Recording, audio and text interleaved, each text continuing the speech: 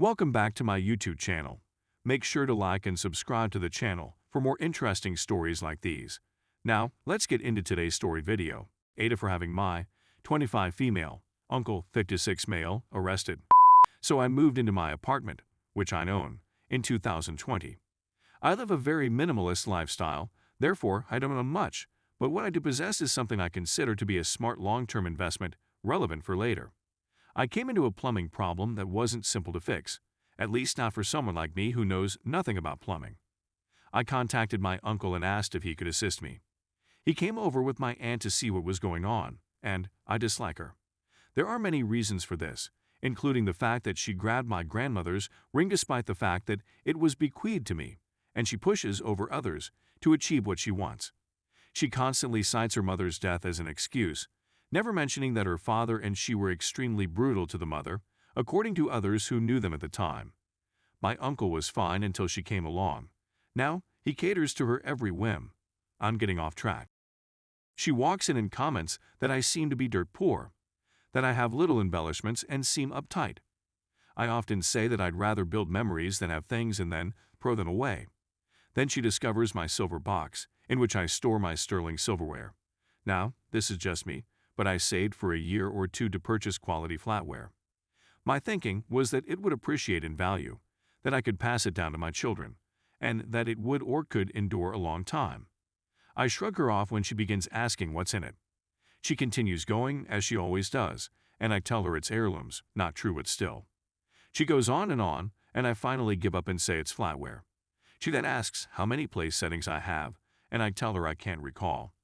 She goes on to explain she has a little dinner party coming up and asks if she may borrow it, to which I respond no. The rest of the time, she pouts. They depart with my uncle explaining that he needs a few tools and a particular item to repair my plumbing and that he will return later. I thank him and bid him go. We agreed that he would return a week later with a key I had put in the lockbox since I would be working. I've returned home. I have a look around.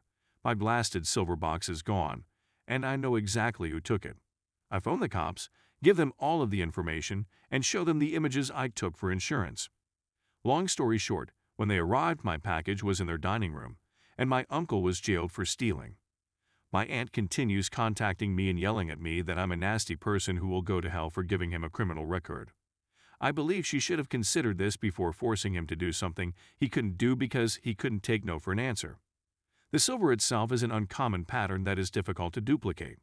She slammed my remark in my face, stating I thought you were looking for memories. It's simply nonsense. I got off the phone with her. This is where I believe I am TA. In my perspective, my uncle only did it because of my aunt. So I'm basically penalizing someone who would not have done it if they hadn't been under the influence. Then I become angry again, think about what a violation of trust it is, and feel great. AITA? Edit. Because my remark was hidden, I'll simply repost it here for clarity on the ring. It went lost for a long time. I didn't realize my aunt had stolen it until I saw her wearing it at a family gathering years later. She attempted to justify it by claiming that it was a different ring, and that I didn't have the money, time, or motivation to deal with it at the time because of school and everything else. Because my mother was battling cancer, I placed it on the back burner. Because of the ring, I didn't contact them or attempt to get it myself. I didn't want anything to go missing if I informed them. Thank you for all of your responses thus far. Story 2. AITA for not paying my stepbrother's tuition. Because the first version surpassed the character restriction, I had to trim it short. This is a quickie and I'm on my phone. When I, 26 female, was 17 and my brother, 19 male, was 10, our mother died following a lengthy battle with severe sickness.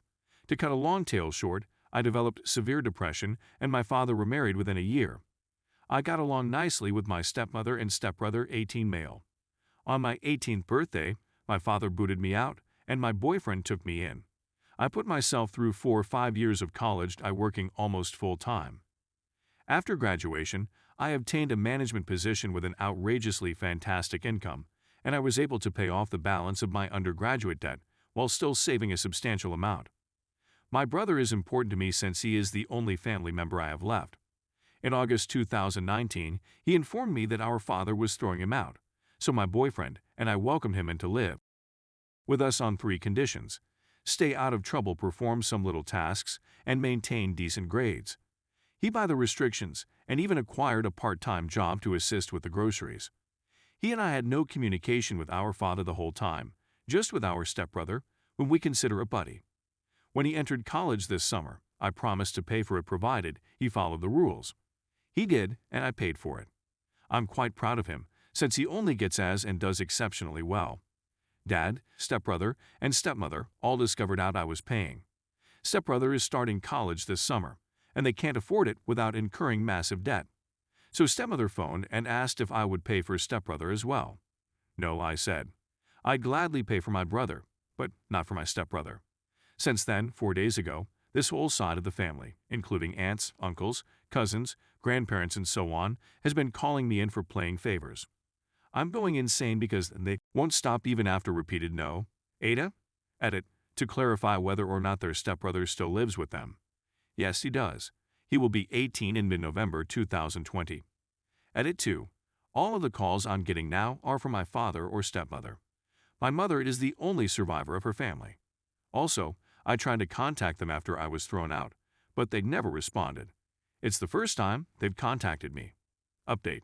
A few hours after posting this, I began digging because I was curious how they discovered I was paying for my brother when no one except myself, my boyfriend, my brother, and my bank agent knew. My stepmother's buddy works in the college administration office, and she informed my stepmother that I was paying. I was enraged since this is an obvious breach of sensitive information, and I'm presently working with my attorney to sue her for it. Now, let's get to the meat of the matter. I reread the messages I received from my extended family after I posted. They felt strange to me. Something was bothering me, and I couldn't figure out what it was. It was the manner they accused and blamed me that irritated me. So I convened a Zoom meeting. When my father booted me out, they informed them it was my choice to go, and he is disappointed in his kid. When my brother was booted out, I told him the same tale. That's why they never contacted me.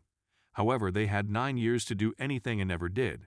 Thus, they are no longer in my life. I'd boot them and will not hear from them again. My father, stepmother, and stepbrother all contacted me many times. I continued to say no, and after discovering that they had lied to everyone, I didn't bother answering their calls again. After that, I blocked them. My brother and I have chosen to cut off all communication with everyone for the time being. I'm a little disappointed that I won't be able to communicate with my stepbrother. As I previously said, we had a terrific connection, almost like friends. However, he backed and agreed with my father and stepmother's approach to me, so I see no need to investigate time in this connection. I'm guessing he was just interested in the money, since he wouldn't have behaved differently.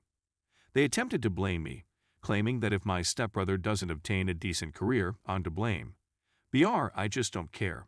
I had to handle it myself since they didn't care. So I'm not going down without a fight. My brother, boyfriend, and I are moving to another city 45 minutes away next week anyhow. This has nothing to do with anything, so I won't be likely to run into them. We used to live in the same city, and even though it's quite large, there was always a potential of us running into each other. I don't believe they are aware of it, and I have no plans to inform them. I don't mind if they find out. They no longer exist in my eyes and my boyfriend, brother, and I will continue to live together as our small family. Also, in case you're wondering, my boyfriend has a large family, but they live on the other side of the globe, so I've only visited them twice in the 10 years we've been together. Thank you so much for all of your wonderful remarks. To address a few inquiries, I'm not in the United States on my mother's side. There is no family remaining. I got the opportunity to tell my extended family what had occurred, but except for 2 individuals, they did not believe me.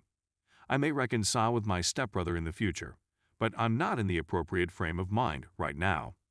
My brother and I are already in the process of entirely disconnecting from my father, and we are preparing wills and medical power of attorney in case anything goes wrong. It just takes time, but my lawyer is working on it.